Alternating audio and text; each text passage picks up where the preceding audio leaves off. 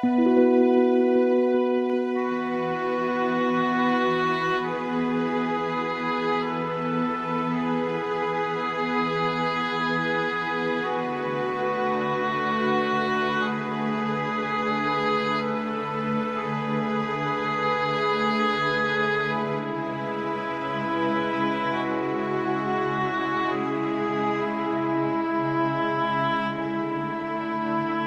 história da Segunda Guerra Mundial.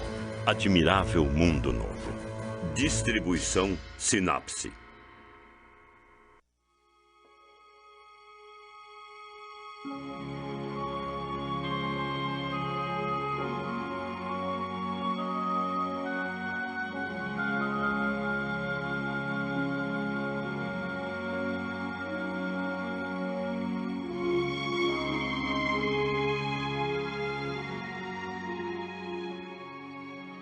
Em 8 de maio de 45, a notícia que o mundo esperava foi anunciada.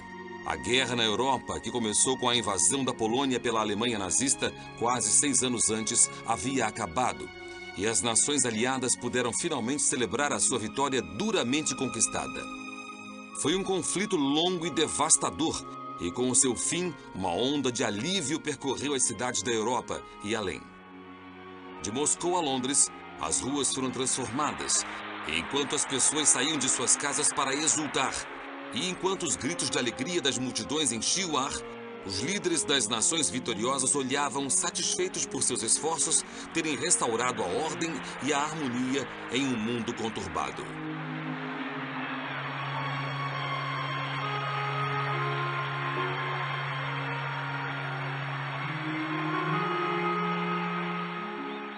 O terceiro Reich de Hitler finalmente havia sido derrotado. E no verão de 1945, eram agora 3 grandes poderes, Estados Unidos, Grã-Bretanha e a União Soviética, para decidir o que o futuro guardava para a Europa pós-guerra. Mas sem um inimigo comum, a cordial camaradagem demonstrada entre os aliados nos campos de batalha começava a desaparecer. E a rixa entre as democracias ocidentais e a Rússia comunista iria crescer ainda mais. Enquanto a guerra continuava a ser travada no Pacífico, ainda não havia um fim à vista para as batalhas do Extremo Oriente. Para os japoneses, render-se era um destino pior do que a morte.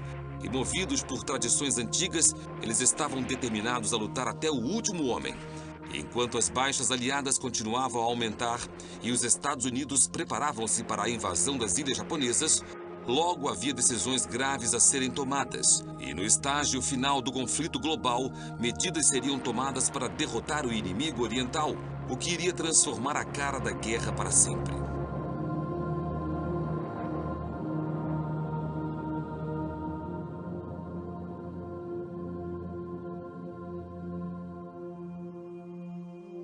Este episódio da contagem regressiva para a vitória nos leva à conclusão de um conflito que iria provar ser o mais destrutivo na história da humanidade.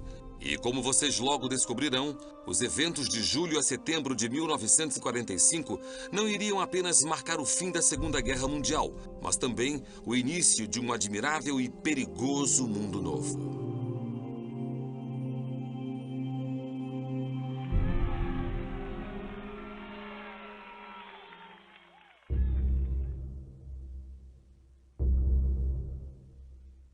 Em setembro de 1939, Adolf Hitler incitara a sua nação à guerra com a promessa de um Reich de 1000 anos, um novo império com riqueza econômica e território sem fronteiras.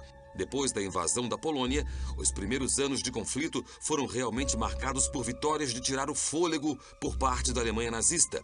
E parecia que o novo império alemão iria ser tão glorioso quanto Hitler havia prometido.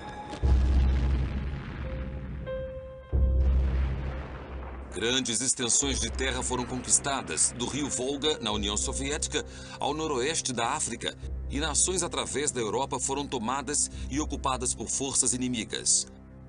Com a colaboração da Itália fascista e de seu líder Benito Mussolini, logo quase todo o continente europeu havia caído sob a sombra do eixo, e um reinado de tirania engolfou o hemisfério ocidental.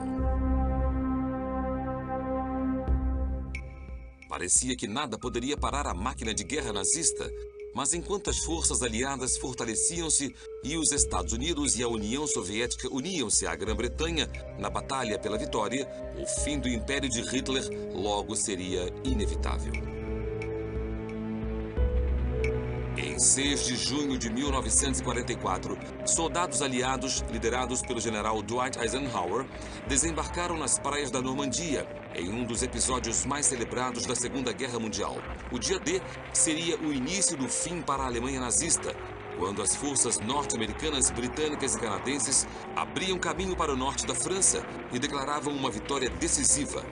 As vidas sacrificadas durante a invasão da Normandia dariam aos aliados uma base na Europa ocupada, e enquanto os soldados mergulhavam mais fundo na França, logo os alemães estavam sendo empurrados de volta para sua terra natal. Enquanto isso, os soldados do Exército Vermelho avançavam em direção à Alemanha, vindos do leste, e em 45 a corrida por Berlim começara. Mas as forças norte-americanas e britânicas não aventurariam-se além do rio Reno, porque os comandantes aliados receberam ordens de deixar o destino da capital nazista para os exércitos de Joseph Stalin. Eisenhower temia que muitas vidas fossem perdidas na luta por Berlim, e realmente a batalha pela cidade seria um dos conflitos mais brutais da guerra.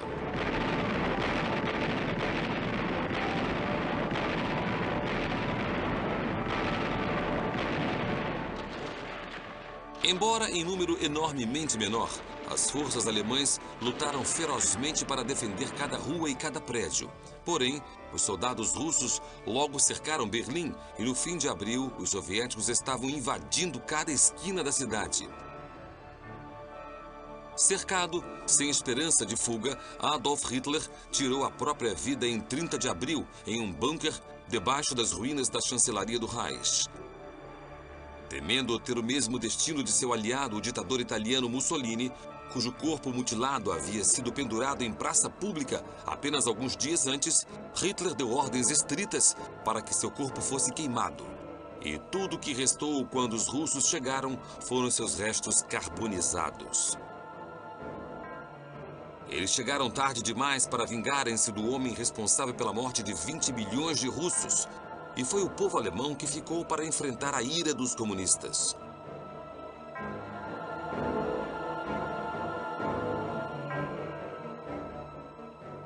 O suicídio do líder nazista e o suicídio de algumas das figuras mais proeminentes na Alemanha nazista, o ministro da propaganda de Hitler, Joseph Goebbels, e o chefe da Gestapo, Heinrich Himmler, entre outros, levou o reino dos nazistas a um fim decisivo.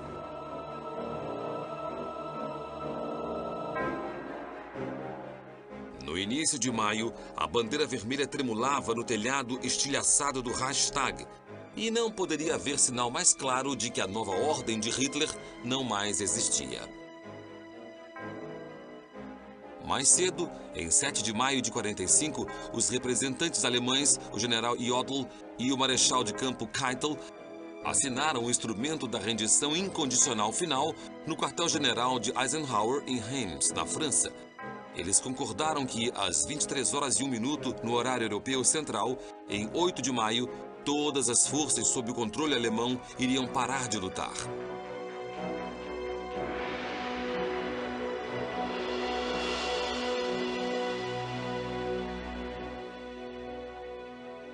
E assim terminava a guerra mais destrutiva na história europeia. E tudo o que restou do Terceiro Reich foi uma nação de cidades arrasadas e uma população amargamente desiludida com os líderes que levaram seu país à ruína total e completa. Em 17 de julho de 1945, os líderes das nações vitoriosas encontraram-se em Potsdam, poucos quilômetros a oeste de Berlim, para discutirem o futuro da Alemanha pós-guerra. Entre os presentes estava o primeiro-ministro britânico Winston Churchill, cujo futuro no cargo estava agora mais do que assegurado. Pouco depois do dia da vitória na Europa, o dia VE, a coalizão britânica de guerra foi desfeita. E uma eleição geral logo decidiria se Churchill seria reeleito como primeiro-ministro ou substituído pelo líder trabalhista Clement Attlee. O ditador soviético Joseph Stalin também estava na Conferência de Potsdam E agora colhia as recompensas da derrota da Alemanha ao reivindicar território na Europa Central.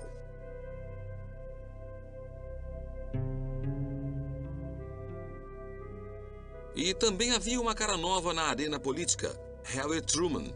Truman havia ocupado o lugar do presidente norte-americano Franklin Roosevelt após sua morte em abril e mostraria-se consideravelmente menos simpático com os comunistas do que o seu antecessor. Com a turbulência política surgindo no horizonte, esses três homens tinham muito o que contemplar. Mas apesar de suas diferenças, eles ainda tinham uma meta em comum: assegurar que a Alemanha jamais fizesse guerra de novo.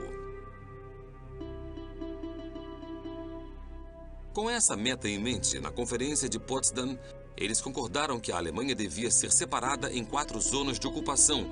O que ficaria depois conhecida como Alemanha Ocidental seria dividida entre Grã-Bretanha, Estados Unidos e França, enquanto a Alemanha Oriental seria ocupada pelos soviéticos. A capital, Berlim, que ficava no setor oriental soviético, também seria dividida entre os aliados, com os Estados Unidos e a Grã-Bretanha controlando o oeste e os russos controlando o leste.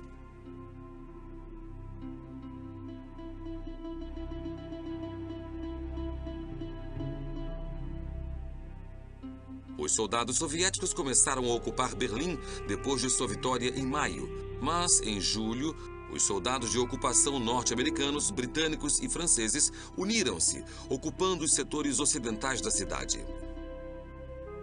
Os que observaram Berlim depois da guerra ficaram chocados com o estado da capital, onde encontraram boa parte da população sofrendo de fome e tentando viver entre os escombros dos prédios devastados.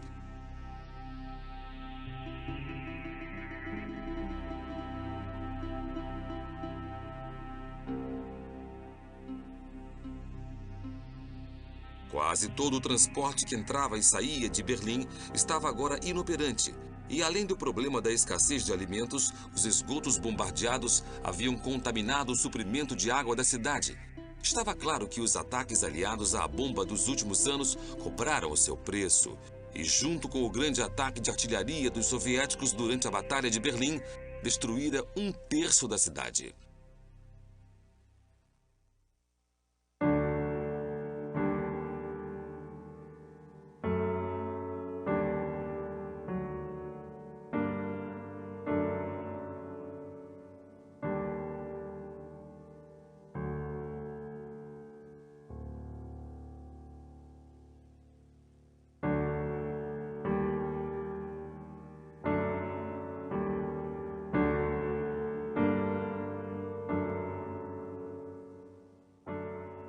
No início de julho, Churchill estava entre aqueles que testemunharam os danos à cidade em primeira mão. Ao andar pelas ruas devastadas e passar pelos prédios governamentais destruídos, Churchill ficou claramente tocado com o que viu e disse mais tarde que esse ódio pelos alemães havia morrido com a sua rendição. Mas, apesar de qualquer simpatia que Churchill possa ter tido pela população alemã, os líderes aliados estavam ávidos para fazer justiça com os responsáveis pelo regime nazista e seus crimes. A guerra de agressão de Hitler havia levado a uma imensa perda de vidas, com mais de 20 milhões de mortos apenas na União Soviética. Tragicamente, a maior proporção das baixas de guerra na Rússia e na maior parte das nações europeias havia sido civil e não militar. E ao aproximar-se o fim da guerra, os aliados começaram a descobrir o verdadeiro horror de como tantas pessoas haviam morrido. Durante o avanço a Berlim, os comandantes norte-americanos e soviéticos haviam descoberto campos de concentração cheios de vítimas em toda a Europa e na Rússia. Em alguns campos, nenhum dos internos foi deixado vivo, e restavam apenas pilhas de corpos. Em outros, os que sobreviveram aos horrores dessa internação estavam gravemente malnutridos e em um estado desesperador.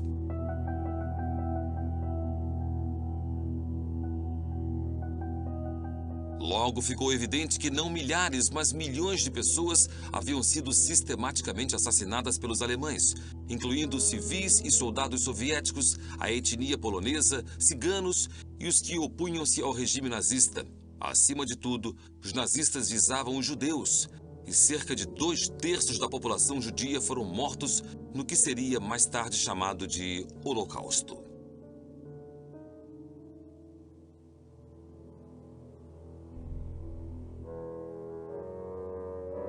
Enquanto os crimes de guerra aumentavam, em Potsdam foi decidido que um tribunal militar internacional em nome dos governos norte-americano, britânico, russo e francês deveria ser formado. Esse corpo conduziria o mais famoso de todos os julgamentos de crimes de guerra em Nuremberg, uma cidade renomada por abrigar reuniões nazistas e considerada o local de nascimento cerimonial do partido. Sentiu-se que esse era um local adequado para marcar o fim simbólico dos nazistas, e o julgamento para punir os maiores criminosos de guerra dos países do eixo europeu faria ao menos um pouco de justiça pelos horrores do imperdoável regime de Hitler.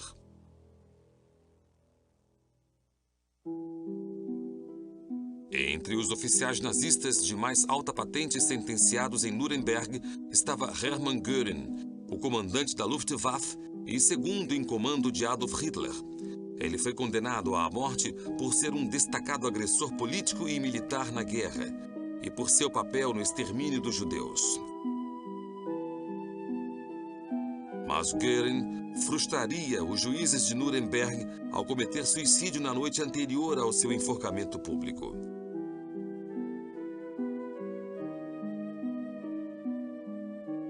Outro condenado em Nuremberg foi Rudolf Hess, que foi vice de Hitler antes de ser capturado na Grã-Bretanha em 1941. Hess recebeu uma sentença de morte e ficaria na prisão Spandau, em Berlim, pelo resto de seus dias. Karl Donitz, que iniciou a campanha de submarinos e presidente da Alemanha nazista depois do suicídio de Hitler, recebeu uma sentença de 10 anos. E Wilhelm Keitel, o chefe da Wehrmacht, foi condenado à morte por enforcamento.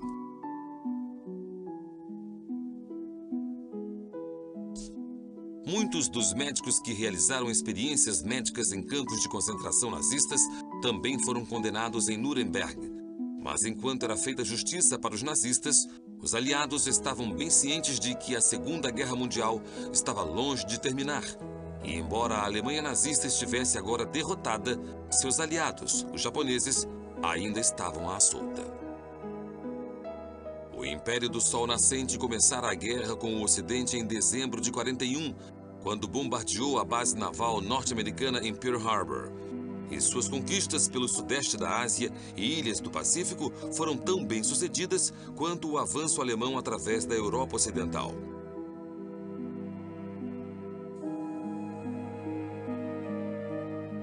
Mas enquanto as forças navais norte-americanas recuperavam a força, gradualmente os aliados começavam a expulsar o inimigo de seu terreno conquistado.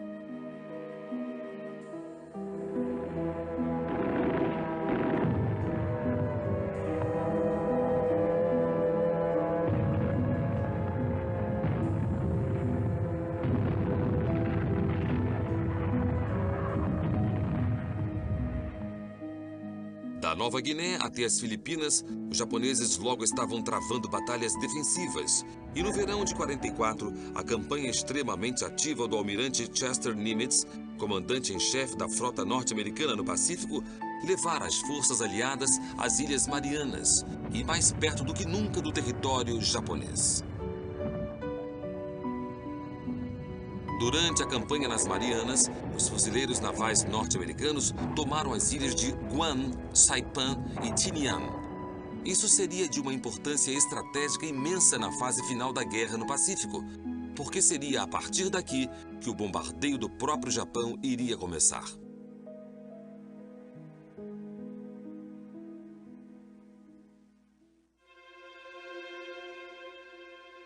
Embora os norte-americanos tenham realizado ataques à bomba pela primeira vez no Japão em 1942 durante os ataques do Little, baseados em porta-aviões, e também tenham feito bombardeiros decolarem da China e da Índia, as missões estavam mostrando-se impraticáveis. Era difícil levar suprimentos para as bases aéreas e os aviões tinham que cobrir distâncias tão grandes que os carregamentos de bombas tinham que ser trocados por combustível extra. Embora construir pistas de aviação no terreno acidentado das Marianas não fosse uma tarefa fácil, ficou claro que ter bases aéreas mais próximas do Japão seria uma grande vantagem. Não só as Marianas poderiam ser facilmente abastecidas por navios, mas aviões lançados das ilhas poderiam levar seus carregamentos completos de bombas. E esperava-se que isso teria um impacto considerável na estratégia de bombardeio aliado, destruindo indústrias e bases militares vitais.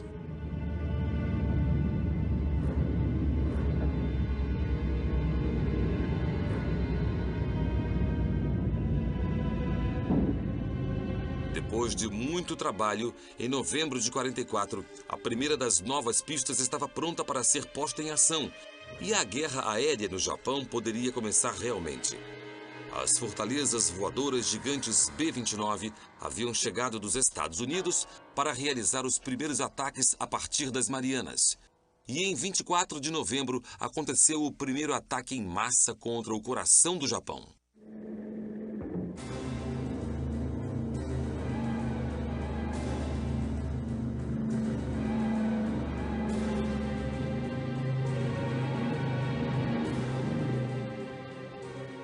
O B-29 era talvez a aeronave de bombardeio mais sofisticada de sua geração, capaz de voar até a 40 mil pés, ou 12 quilômetros de altitude, a 560 quilômetros por hora.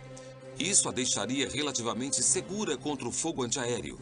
Mas os pilotos de caça japoneses defendiam ferozmente suas cidades, e inevitavelmente houve algumas baixas durante os ataques.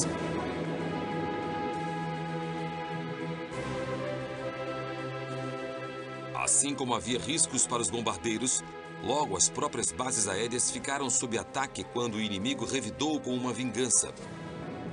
Um dano considerável foi infligido à base norte-americana em Saipan, no fim de novembro de 44. Mas, mesmo assim, os ataques ao Japão continuavam impiedosamente.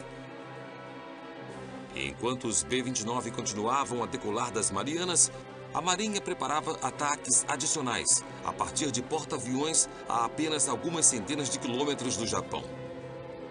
Os pilotos baseados em porta-aviões visavam alvos no coração da área industrial do inimigo, e seu bombardeio preciso destruiria muitas fábricas vitais.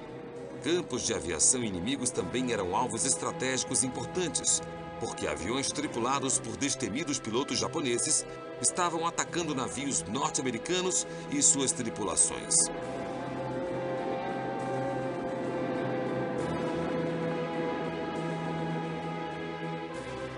Após completarem seus ataques no interior, os aviões aliados disparavam contra instalações e navios no porto, ao voltarem para os porta-aviões. Felizmente, para os pilotos que não conseguiam voltar de avião, submarinos recolhiam rotineiramente os tripulantes que se ejetavam. Na verdade, durante a guerra, cerca de 500 pilotos seriam salvos das águas escuras do Pacífico por submarinos norte-americanos.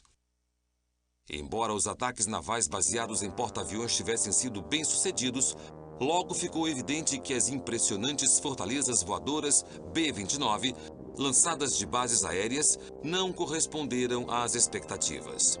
Embora elas tenham sido altamente bem-sucedidas durante os ataques à Alemanha, jogar altos explosivos de grande altitude não tinha o mesmo efeito nas estruturas de papel e madeira do Japão, e os B-29 falhavam repetidamente em atingir os seus alvos.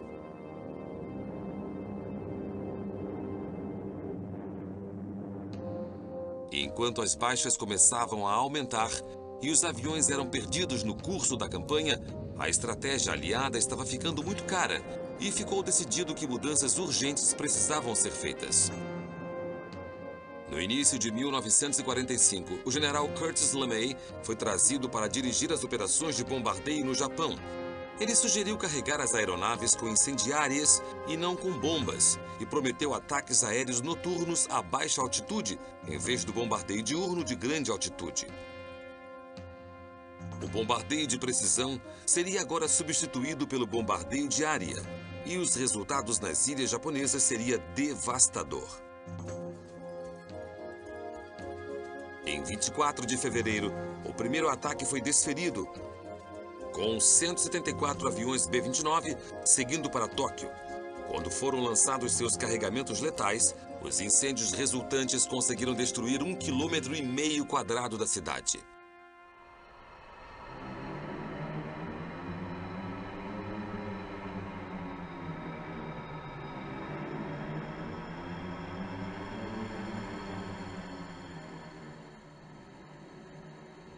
Duas semanas depois, uma missão ainda mais destrutiva foi realizada em 8 de março.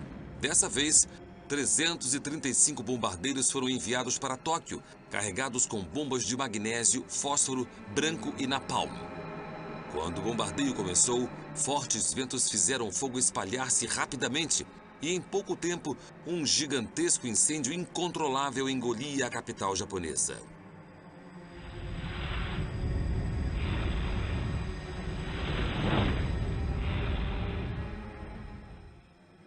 O ataque foi o bombardeio mais destrutivo da Segunda Guerra Mundial, destruindo 25 km² de Tóquio e deixando mais de 1 milhão de pessoas sem teto. Muitos foram alcançados pelas chamas e acredita-se que cerca de 100 mil pessoas morreram no ataque. Muitos consideraram essas táticas quase um assassinato em massa, mas o general LeMay era da opinião de que se a guerra fosse encurtada um único dia, o ataque a Tóquio teria servido a seu propósito.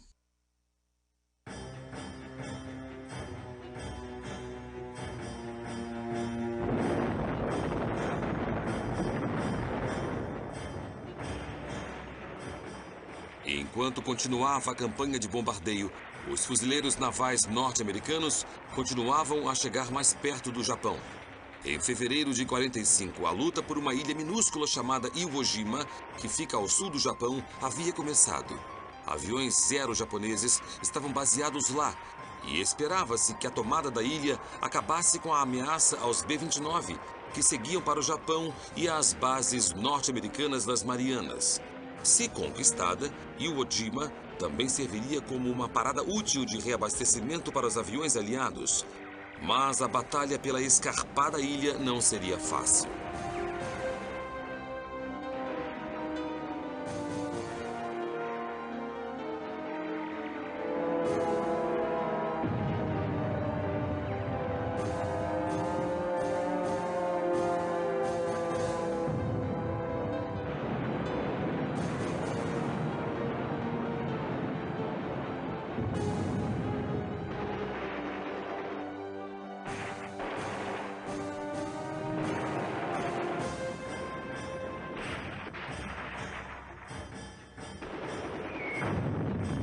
A ilha era fortemente guardada e o inimigo instalara-se sem intenção de retirar-se. A batalha esgotou os fuzileiros navais, que tiveram que lutar por Iwo Jima centímetro por centímetro, combatendo na areia vulcânica sob uma barragem de fogo inimigo feroz. Um repórter descreveu a situação na ilha como um pesadelo no inferno. O combate foi brutal. E quando a bandeira dos Estados Unidos foi desfraldada na ilha, havia cerca de 28 mil baixas norte-americanas. Da forte guarnição de 23 mil japoneses, apenas 1.000 sobreviveram. Porém, enquanto Iwo Jima era declarada segura, em 26 de março, os esforços dos fuzileiros navais faziam a diferença para a campanha de bombardeio de LeMay. Os B-29 que decolavam das Marianas eram agora supridos com cobertura aérea vital de combate, e os Mustangs, que eram melhores equipados para enfrentar os ataques inimigos no céu sobre o Japão, os acompanharia a partir de Iwo Jima em suas missões de bombardeio.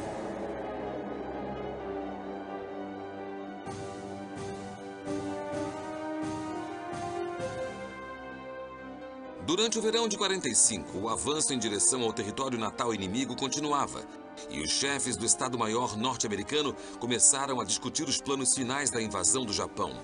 O nome de código era Operação Downfall. O Japão era um arquipélago formado por milhares de ilhas montanhosas e vulcânicas. o que tornava a sua invasão uma perspectiva hercúlea. Nas 4 ilhas principais, Honshu, Hokkaido, Kyushu e Shikoku, havia poucas áreas adequadas para uma invasão. Só as praias na planície de Kanto, em Honshu, a sudoeste e sudeste de Tóquio, e as praias de Kyushu apresentavam zonas de ataques adequadas. Os aliados decidiram que uma invasão em 2 estágios deveria ser realizada, o primeiro dos quais teria o nome de Código de Operação Olympic e atacaria ao sul de Kyushu. Depois de construir bases aéreas aqui, seria então providenciada a cobertura para o próximo passo, a Operação Coronet, que era o ataque à Baía de Tóquio em Honshu.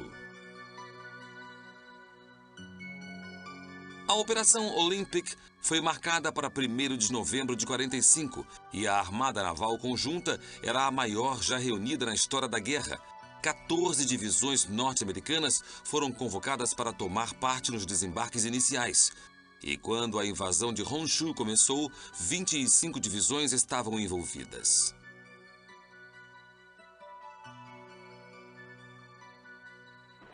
A principal preocupação para os norte-americanos era o potencial para índices imensos de baixas. Os japoneses haviam demonstrado que estavam dispostos a lutar até o fim, se necessário. E também havia o temor de uma guerra biológica, que os japoneses haviam usado durante a sua guerra contra a China. Estima-se que pode ter havido mais de 1 milhão de baixas norte-americanas durante o ataque. Em abril de 45, os extremos aos quais os japoneses iriam para proteger a sua terra natal revelaram uma virada ainda mais sinistra. A fortemente guardada ilha de Okinawa, que ficava a 547 quilômetros do Japão, seria usada como ponto de apoio na invasão de Honshu. E em 1º de abril, navios britânicos e norte-americanos desembarcaram fuzileiros navais e divisões de exército em suas praias. Mas enquanto os fuzileiros navais lutavam para expulsar o inimigo, a força de invasão aliada iria encontrar a arma mais letal do Japão. Os japoneses recorreram ao antigo mito dos kamikazes para salvar seu império e iniciaram o seu último grande ataque, a Operação Chrysanthemum.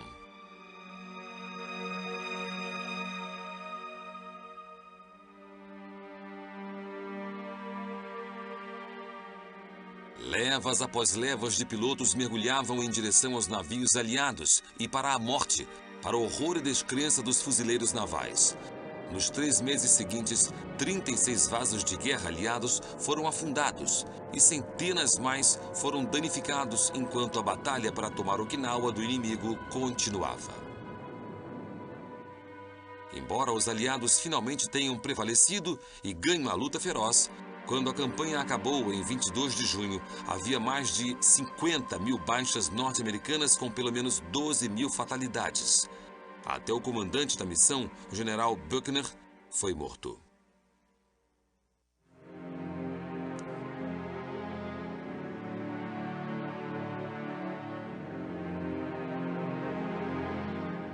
Nos primeiros 6 meses de 1945, as baixas norte-americanas no Pacífico excederam as sofridas nos 3 anos anteriores somados. E não deixou dúvida para os comandantes aliados de que qualquer tentativa de invadir as ilhas do Japão realmente levaria não a milhares, mas possivelmente a milhões de baixas. Mas, apesar das convicções aliadas de que os militares e os civis japoneses lutariam até o fim para defender a sua terra natal, no verão de 45, muitas pessoas no Japão estavam desesperadas pela paz. Desde fevereiro, mais de 60 cidades pelo país haviam sido bombardeadas pelos ataques de terror de Lemei. E Tóquio estava em ruínas. O prédio Diet, onde o governo japonês se reunia, logo era uma das poucas estruturas que restavam em pé. E enquanto o número de mortos crescia e indústrias vitais para o esforço de guerra japonês eram destruídas, a situação no país ficou desesperadora. Milhões de pessoas começaram a fugir das cidades e as que ficaram enfrentaram uma existência deplorável. Além dos ataques à bomba, o general Lemay também havia lançado a Operação Starvation. na qual rotas e portos marítimos vitais foram minados para destruir o abastecimento inimigo. Em pouco tempo, havia uma escassez desesperadora de combustível e alimentos. E enquanto a vida deteriorava-se nas ilhas de seu país, pela primeira vez, os civis japoneses começaram a virar-se contra os militares. Através do país, as pessoas pediam paz, desesperadas para terminar a guerra, enquanto bombardeiros norte-americanos continuavam a destruir tudo em seu caminho.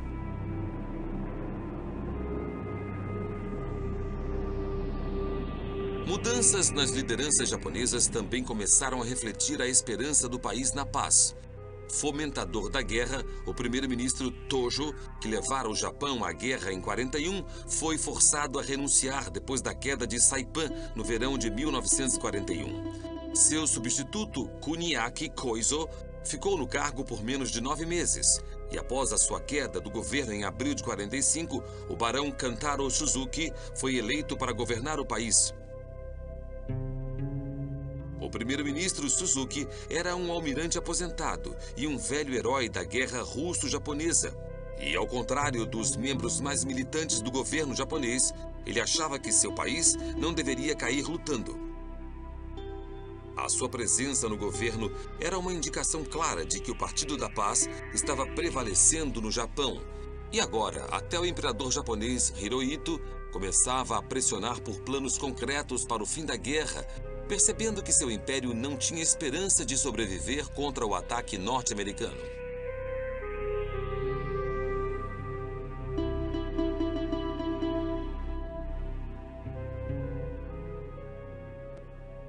Enquanto o conflito na Europa chegava ao fim em maio de 45, o clamor pela paz tornava-se mais urgente do que nunca, enquanto o peso total das forças norte-americanas estava agora concentrado no Pacífico. O objetivo do gabinete do primeiro-ministro Suzuki era assegurar qualquer acordo de paz sem rendição incondicional. E para fazer isso, Suzuki recorreu a um aliado improvável. Em abril de 41, o Japão assinara um pacto de neutralidade com a Rússia. E embora os japoneses também tenham se unido à Alemanha nazista após assinarem o pacto tripartite, eles tomaram a decisão de não unirem-se a Hitler quando ele começou a sua guerra contra os soviéticos em junho de 1941. Com o acordo com a Rússia ainda valendo em 1945, o gabinete japonês esperava que os soviéticos pudessem atuar como mediadores de uma rendição negociada com os aliados. Suzuki e seus oficiais resolveram mandar o príncipe Fumimaru Konoe a Moscou, chefiando a delegação de paz. Konoe tentou desesperadamente evitar que o Japão fosse à guerra contra os Estados Unidos em 41 e esperava-se que ele agora pudesse de algum jeito assegurar um futuro pacífico para o seu país.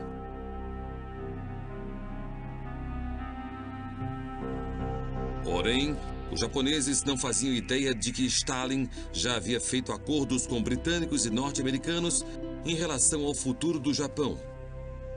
Durante a conferência de Yalta, em fevereiro de 45, com pouca consideração ao acordo feito com os japoneses 4 anos antes, o líder soviético concordou em participar da guerra contra o Japão Imperial 3 meses depois da derrota da Alemanha nazista. Em troca, foram prometidas a ele atraentes concessões territoriais, que incluíam a Manchúria ocupada pelos japoneses, as Ilhas Kurilas e Port Arthur, na Coreia, todos sob a esfera de influência japonesa. Portanto, não foi surpresa que, ao fazerem contato com os soviéticos para negociar a paz, os delegados de Suzuki tenham tido como resposta o silêncio de Moscou. E logo os temores de que os soviéticos poderiam representar uma ameaça tão grande quanto os norte-americanos começaram a crescer. No dia em que começou a Conferência de Potsdam, 17 de julho, vasos de guerra norte-americanos e britânicos dispararam 200 mil toneladas de cápsulas contra a área litorânea do noroeste de Tóquio, enquanto continuava a preparação para a invasão. Logo depois, a União Soviética chamou de volta toda a equipe da embaixada no Japão e suas famílias, dando a pista de que eles também pretendiam atacar. O futuro, com certeza, parecia sombrio para a terra do sol nascente.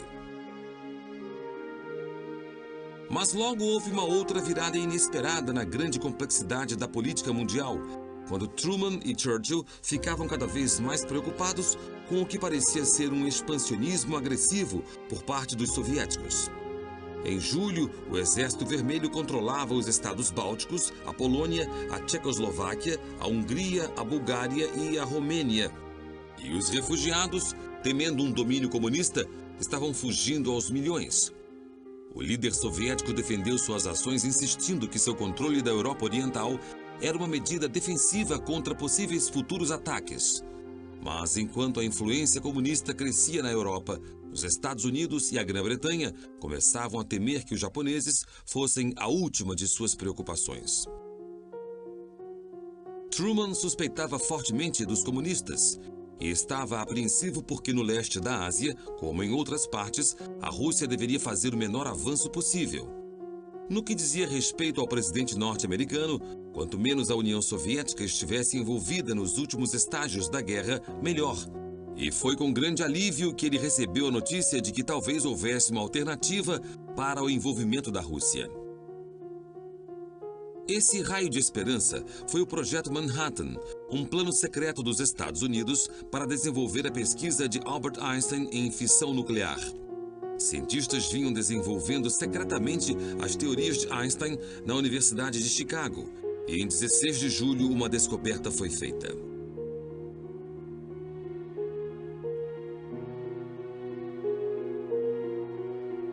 No Novo México, os cientistas testaram com sucesso a arma mais mortal e poderosa na Terra, a bomba atômica. E com essa arma nas mãos, os norte-americanos perceberam que poderiam encurtar a guerra e reduzir as baixas norte-americanas sem a ajuda dos comunistas.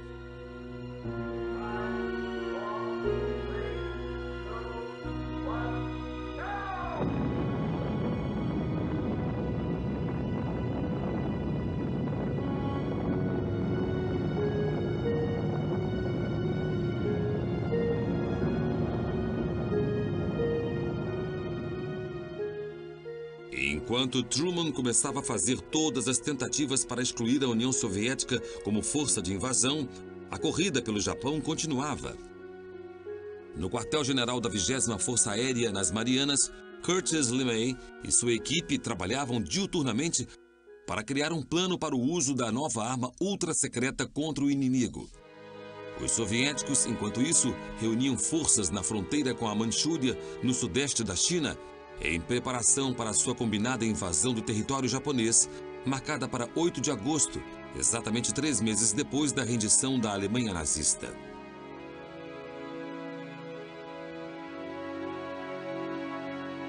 Enquanto as tensões aumentavam em Potsdam, houve mudanças súbitas na arena política. Winston Churchill deixara a conferência em 25 de julho para saber do resultado da eleição britânica, mas ele não fora reeleito. Clement Attlee agora voltava à Alemanha em seu lugar como o novo primeiro-ministro britânico e para unir-se a Truman e Stalin na tomada de decisão final da guerra.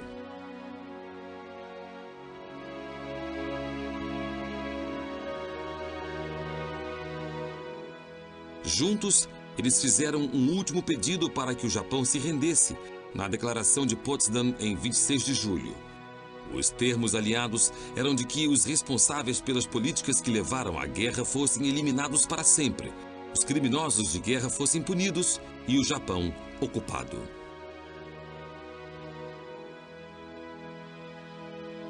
No Japão, Suzuki, ainda aguardando e na esperança de uma resposta da União Soviética aos seus pedidos para um acordo de paz, deu uma resposta que parecia impenetrável, talvez devido, em grande parte, às ambiguidades da língua japonesa. Para os aliados, esse foi um gesto final de desafio, e em 6 de agosto de 1945, a história da guerra mudaria para sempre. Truman ordenou que a bomba atômica fosse embarcada em um avião B-29, batizado com o nome da mãe do piloto, Enola Gay. Ele decolou da pista na ilha de Tinian e partiu para o seu alvo, um importante centro militar chamado Hiroshima, com uma população civil de mais de 300 mil pessoas.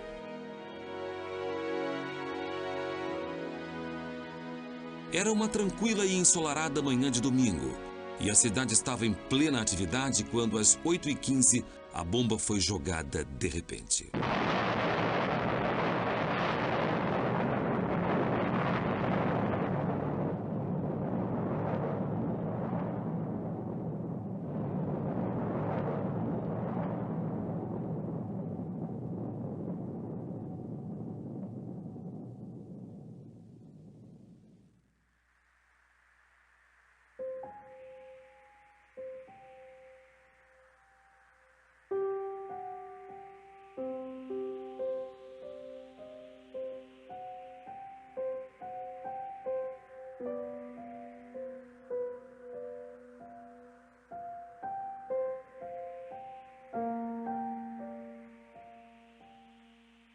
A devastação espalhou-se por mais de 6 quilômetros quadrados, matando 30% da população instantaneamente.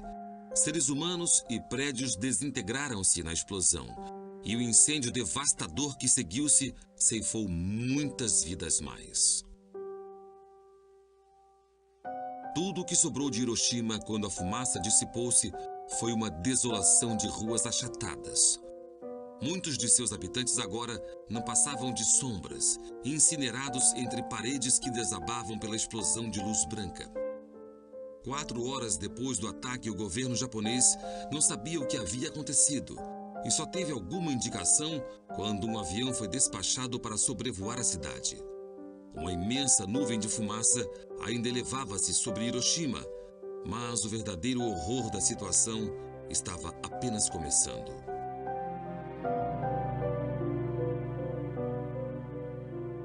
Os japoneses logo perceberam que o número de mortos estava aumentando quando os sobreviventes começaram a morrer por efeito da radiação.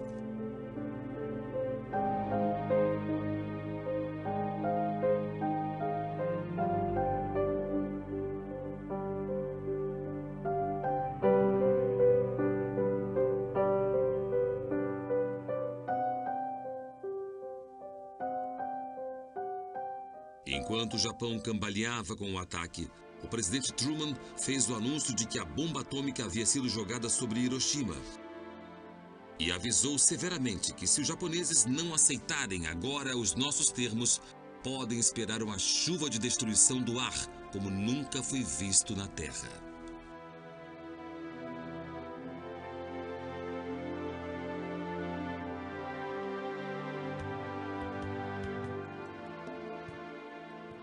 Dois dias depois do ataque a Hiroshima, os soviéticos começaram a invadir a fronteira da Manchúria em 8 de agosto, acabando com todas as esperanças dos norte-americanos em manter os soviéticos fora do Teatro do Pacífico. Mas Tóquio ainda não respondera à convocação de uma rendição incondicional. E em 9 de agosto, Truman cumpriu a sua ameaça, jogando outra bomba no Japão, desta vez na cidade de Nagasaki. Quando outra cidade foi destruída, o governo japonês e o imperador perceberam que não podiam mais comandar o destino de seu país.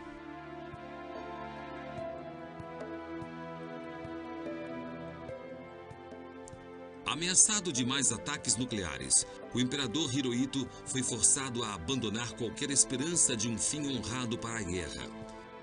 O suportável deve ser suportado, anunciou ele. E finalmente, em 14 de agosto, o Japão aceitou a Declaração de Potsdam e concordou com uma rendição incondicional. Um dia depois, o presidente Truman fez o discurso que o mundo esperava.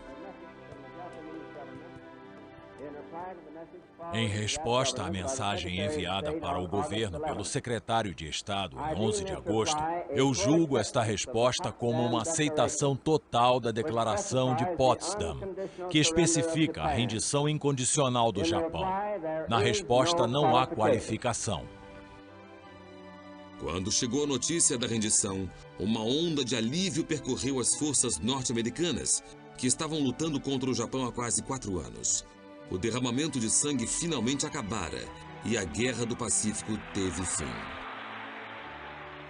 Em 30 de agosto, os soldados norte-americanos da 6ª Divisão Marinha desembarcaram em uma praia ao sul de Tóquio, marcando o início da ocupação norte-americana do Japão. E quando o comando dos Estados Unidos estava firmemente estabelecido, a bandeira do país foi triunfalmente hasteada sobre as terras japonesas.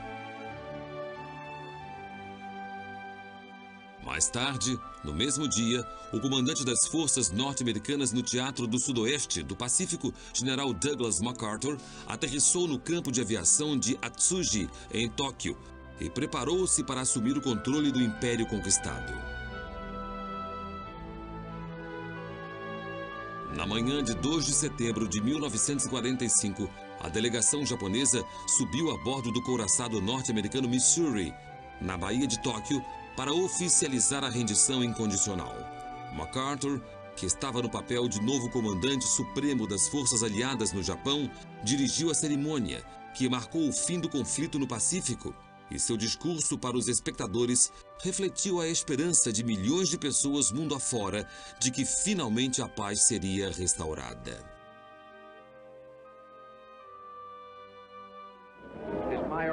É a minha sincera esperança e a esperança de toda a humanidade que desta ocasião solene um mundo melhor surja do sangue e da carnificina do passado.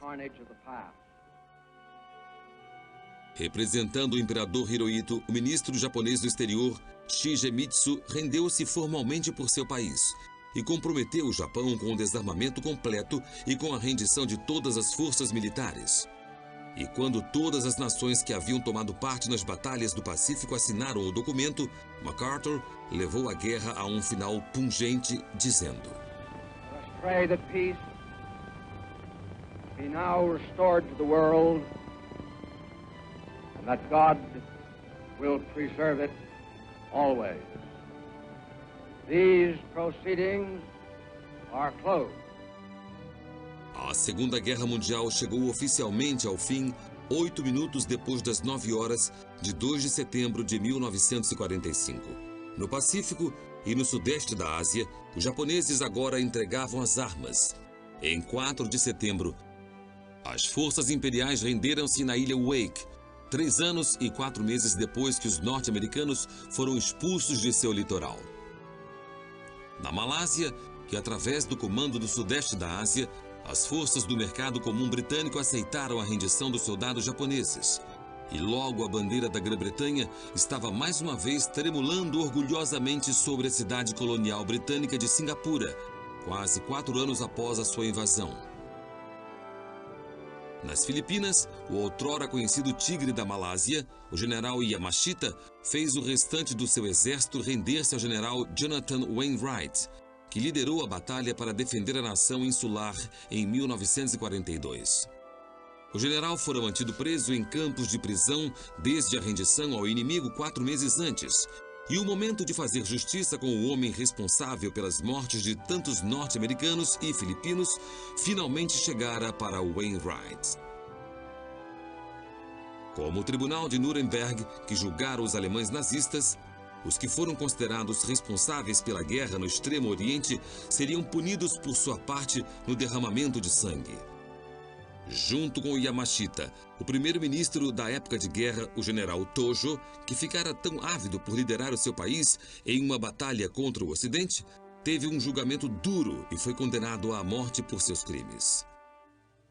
Enquanto todos os sonhos de construção do império desapareciam gradualmente, os japoneses aprendiam a conviver com os norte-americanos quando começou a ocupação de seu país. O Japão desenvolvia-se agora como uma nova nação, onde os estrangeiros estavam infiltrados em cada aspecto da vida, e antigas leis e costumes foram adaptados para adequarem-se a uma existência muito diferente. Embora houvesse muitos anos de luta à frente, quando os horrores da guerra lentamente começaram a desaparecer, o Japão, como a Alemanha, surgiria transformado das ruínas do conflito. A Segunda Guerra Mundial desenrolou-se por 6 anos amargos e ceifou milhões de vidas da Europa à Ásia e além. Mas quando ela chegou ao fim, a humanidade pôde finalmente ter a esperança de um futuro melhor, enquanto o amanhecer de uma nova era na história do mundo estava para começar.